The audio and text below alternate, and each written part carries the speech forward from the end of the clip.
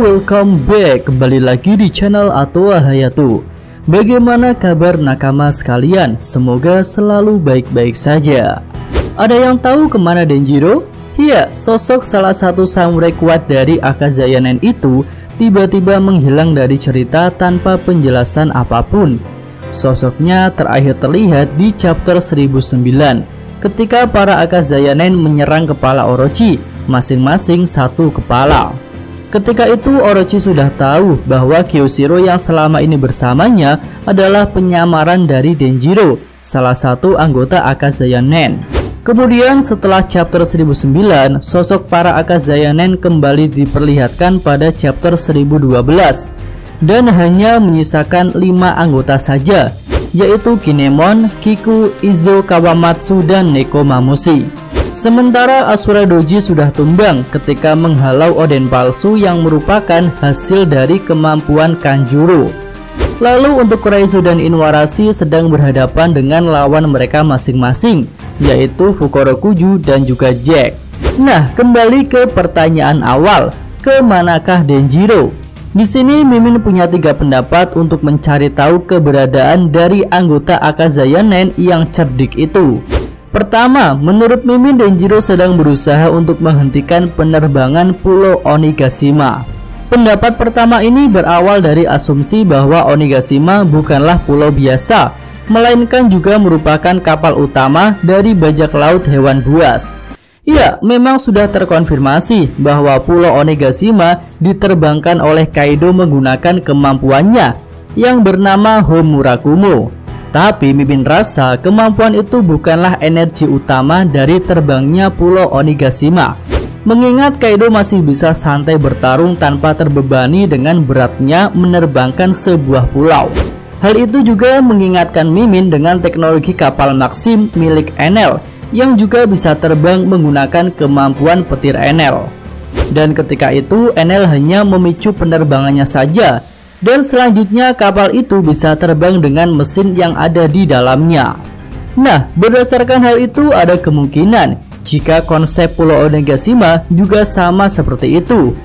Jadi Kaido hanya memicu penerbangannya saja, dan selanjutnya mesin yang ada di Pulau Onigashima lah yang melanjutkan proses penerbangan. Lalu masih mengacu kepada Arc Skype. Ketika itu Sanji berhasil menyelinap untuk menyabotase mesin kapal, sehingga penerbangan kapal Enel itu sempat terganggu. Nah, Mimin rasa Denjiro juga akan melakukan hal yang sama dengan Sanji, mengingat dia kan sudah 20 tahun menyamar sebagai Kyoshiro. Jadi besar kemungkinan dia tahu seluk-beluk tentang Pulau Onigashima. Dan saat ini Denjiro sedang bergerak seorang diri untuk menyabotase pulau yang sedang terbang itu. Oke, lanjut ke kemungkinan kedua, yaitu Denjiro ingin mengambil alih pusat komando Meris. Ya, Meris adalah alat komunikasi yang ada di Onigashima yang bisa digunakan untuk menyiarkan pengumuman ke seluruh penjuru pulau. Semula Mimin menduga jika pusat dari Meris adalah Bau Huang, tapi setelah melihat Momo juga bisa melakukan siaran langsung menggunakan Meris Katak, Mimin jadi berpikir ulang. Hingga akhirnya Mimin menyimpulkan jika ada sebuah ruang kontrol di Onigashima yang berfungsi untuk mengurus jalur komunikasi yang ada di tempat itu. Kesimpulan ini juga berdasarkan fakta bahwa di Udon terdapat siput utama yang menjadi pusat dari jalur komunikasi di sana. Lalu tentu nakama sekalian sudah mengerti betapa pentingnya menguasai jalur komunikasi.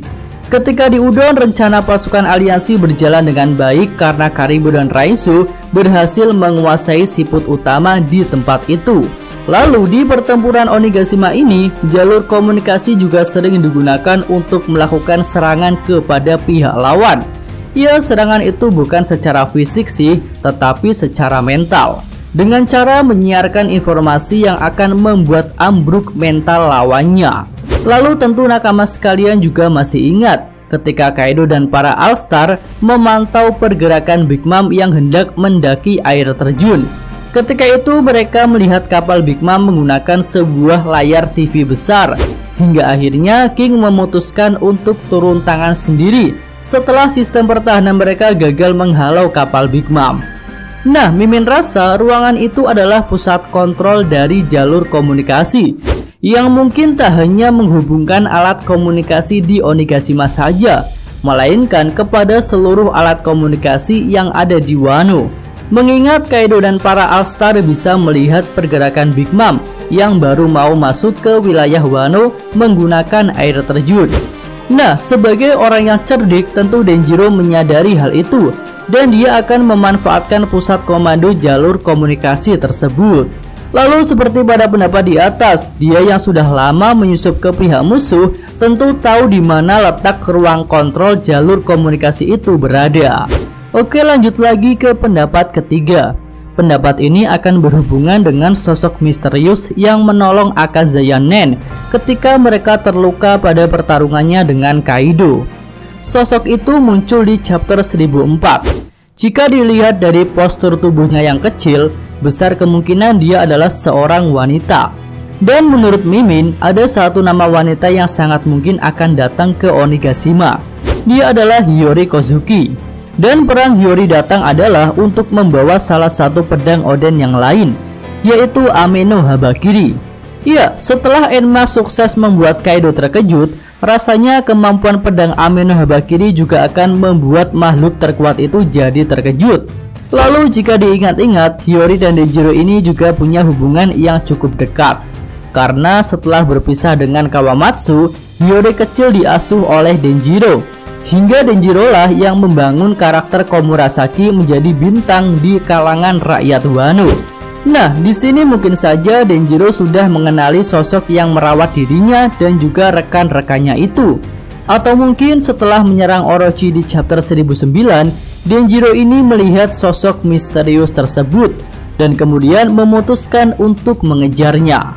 Jika sosok misterius itu benar-benar Hiyori Kozuki dan saat ini dia sudah bertemu dengan Denjiro, Mimin rasa mereka berdua akan memberikan suatu kejutan. Nah, kira-kira apa kejutannya? Mari kita nantikan saja ketika Denjiro ini sudah kembali muncul dalam cerita. Ya, itu aja yang bisa Mimin bahas mengenai keberadaan Denjiro dan kemungkinan rencana yang sedang dia jalankan. Jika nakama sekalian punya pendapat lain yang lebih bagus dan masuk akal, jangan ragu untuk tuliskan saja di kolom komentar pada video ini. Oke, cukup sekian video kali ini. Semoga nakama sekalian menyukainya. Terima kasih sudah nonton. Jangan lupa like-nya dan subscribe serta dukung channel Atowa Hayato. Yo!